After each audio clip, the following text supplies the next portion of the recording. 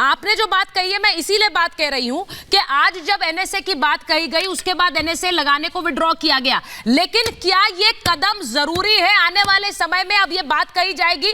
मैं आपसे बोल रही हूं, प्रेम कुमार जी स्टूडियो में पहले आ जाती हूं। प्रेम कुमार जी बताइए, आज जिस तरह से आपने तस्वीरें देखी, जरा वो तस्वीरें दिखाइए जो भिड़ंत की तस्वीरें थी, उसके बाद सरकार क्या करेगी? आप हमेशा बोलते हैं किसान क्या करेंगे, वो मांगे जो किसान सामने रखे हैं। आंकड़े इसलिए चला रही हूं कि ये भले ही राहुल गांधी कह रहे हैं हमारी सरकार आएगी तो हम देंगे, लेकिन किसी भी सरकार के लिए देना नामुमकिन सा है। फिर ये बातें इस समय करके आप हवा दे रहे हैं इस तस्वीर को जो आपके सामने है इस वक्त।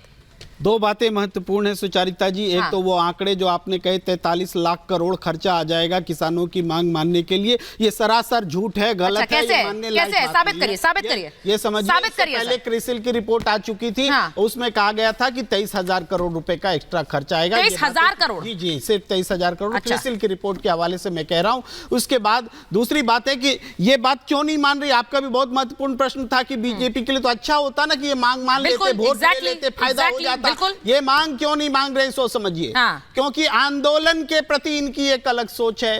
अगर विपक्ष ने, राहुल गांधी ने कह दिया हम एमएसपी की गारंटी देंगे, कैसे मान लेंगे भाई? उन्होंने अपनी सरकार में क्यों नहीं दी? राहुल गांधी जो कह देंगे वो नहीं मानेंगे। पहले बीजेपी कहा करती थी कि मोदी जी जो कह देते हैं विपक्ष नहीं मानता है, लेकिन आज हालात ये हैं कि विपक्ष अगर कुछ कह दे, राहुल गांधी कह दे, तो उसको मोदी जी। प्रेम कुमार जी अपनी सरकार में क्यों नहीं दिया? नहीं, राहुल गांधी जी ने क्यों नहीं दिया अपनी सरकार में? यूपीए की सरकार थी उस समय, ये रिपोर्ट आ गई थी। रोकने के लिए आप तमाम तरह के प्रश्न करेंगे, पहले बोलने आपको रोकने के लिए नहीं, सवालों के जवाब भी तो होने चाहिए। बिल्कुल जवाब देंगे। आप जो तर्क दे रहे हैं भटक जाएंगे, उतना समय आप हमें देंगे नहीं। नहीं, आपको बिल्कुल समय देती हूँ। ये आरोप मत लगाइए आप। एमएसपी उसका भी जवाब सुन लीजिए जो भी आपने सुना। एमएसपी जब आई थी उसके बाद में 2006 के बाद से उसके सभी राज्यों से कंसल्ट किया गया। उसके बीच में नरेंद्र मोदी जी के हाथ में ये बात आई, उन्होंने संस्तुति की कि एमएसपी होना चाहिए, और ये रिपोर्ट जब आई उसके बाद में तुरंत चुनाव आ गए। और वो फिर भी मान लीजिए 6 महीने में भी हो सकती थी, थोड़ी उनकी भी उसका भी दोष मान लीजिए, हम नहीं एकदम से बेदाग करते हैं। लेकिन उसके बाद से जब नरेंद्र मोदी जी की संस्तुति थी कि एमएसपी होना चाहिए, तो प्रधानमंत्री जी जब वो बन गए, अरे उनकी बाइट है, वो एकता परिषद में उनकी मीटिंग उनके कहे गए नहीं मिटाया नहीं जा सकता। मैंने आपसे कहा, आपने रोकेंगे, मैं तो उस आज आप आंकड़ों से भटक गए। 2010 में राज्यसभा में शीतकालीन सत्र में जब प्रश्न पूछा, मुझे रोक दिया गया, डाइवर्ट कर दिया गया। आपने 2010 का जवाब दिया। अरे आज इतने आक्रामक है प्रेम कुमार जी, मैं तो सीधे पूछ रही हूं। झूठ फैलाया जाएगा। नहीं, झूठ कोई नहीं फैला रहा है प्रेम कुमार जी, कोई झूठ नहीं फैला रहा है। देखिए, एमएसपी पर 2010 में राज्यसभा में प्रश्न पूछा गया, शीतकालीन सत्र में तो कांग्रेस पार्टी ने कहा यह संभव नहीं हो सकता, सरकार आर्थिक रूप से घाटे में आ जाएगी। ये राज्यसभा में दिया हुआ बयान है नेता का, आप चेक कर लीजिए। मैं गलत चेक ये सवाल नहीं, एक मिनट, मैं ग्राफिक कट रहा है नीचे से, ब्रेकिंग न्यूज हटाएंगे।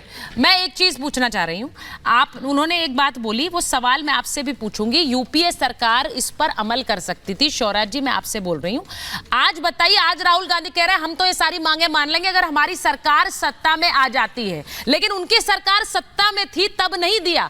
तब उनके मंत्री कहते थे कि अगर ये कर देंगे तो अर्थव्यवस्था बर्बाद हो जाएगी। मैं आज पूछ रही हूँ, चुनावों से 2 महीने पहले ये बयान देना सिर्फ इसलिए कि हम सत्ता में आ जाए।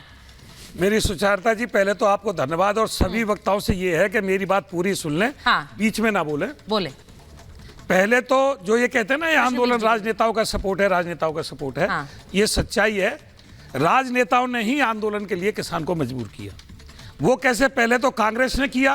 किसान, हम तो सीधे अनपढ़ हैं, किसान टाम जानते ही नहीं थे स्वामीनाथन आयोग क्या होती है, एमएसपी क्या होती है। उन्होंने स्वामीनाथन आयोग बना दिया, स्वामीनाथन जी ने रिपोर्ट लागू कर दी।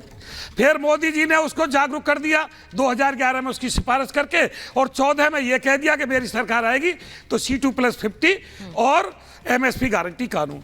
उसके बाद आज राहुल गांधी फिर कह रहे हैं, राहुल गांधी फिर कह रहे हैं हमारी सरकार आएगी। अरे भाई, जब तुम्हारी सरकार आएगी तो तुम्हारी सरकार आज भी है, स्टेटों में है, भगवंत मान जी की भी है, केजरीवाल जी की दिल्ली में है। स्टेटों में लागू कर दो। एमएसपी केंद्र सरकार घोषित करती है, स्टेटों में आप कानून बना दो कि मेरे स्टेट में कोई भी एमएसपी से नीचे नहीं खरीदेगा। और मैं एक बात कह रहा हूं, मैं एमएसपी का झगड़ा ही खत्म कर देता हूं। हमें एमएसपी नहीं चाहिए। जो उद्योगपति हैं, जो कारपोरेट घराने हैं, जो चीज प्रोडक्ट करते हैं, उनको माननीय प्रधानमंत्री जी एमएसपी पे ले आओ कि एमएसपी से नीचे, एमएसपी से ऊपर कोई भी सामान देश में नहीं बिकेगा, एमआरपी पे नहीं बिकेगा, सबकी एमएसपी देश में घोषित कर दें। दूसरी बात ये कह रहे हैं कि कर्जा माफ कर दें। हमारे कर्जा माफ करने की जरूरत नहीं है। देश का कर्जा जो किसान का कर्जा जो देश पे है, किसान का कर्जा देश लौटा दे, क्योंकि सन 67 में, देखिए एक मिनट सुन लो, सन 67 में 100 किलो गेहूं में 300 किलो गेहूं में 1 तोला सोना आता था। 100 किलो गेहूं में 3000 ईंट आती थी। 100 किलो गेहूं में 1 महीने की तनख्वाह जो अध्यापक की होती थी, उसमें मात्र 100 किलो गेहूं खरीदा जाता था, जिसे 1 क्विंटल कहते हैं।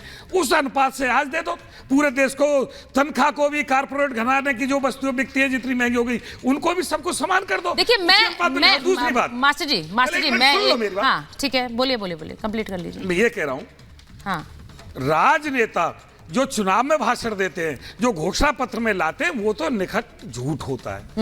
किसान कभी झूठ नहीं बोलता। किसान तो घाटे की खेती कर रहा है, युवा खेती से पलायन कर रहा है। ठीक है भाई, एमएसपी पे हम पर झगड़ा, एमएसपी हमें मत दो, C2+50 मत दो। अच्छा, लेकिन जो कारपोरेट कंट्रोल कर दो आप, जो महंगाई बढ़ती है।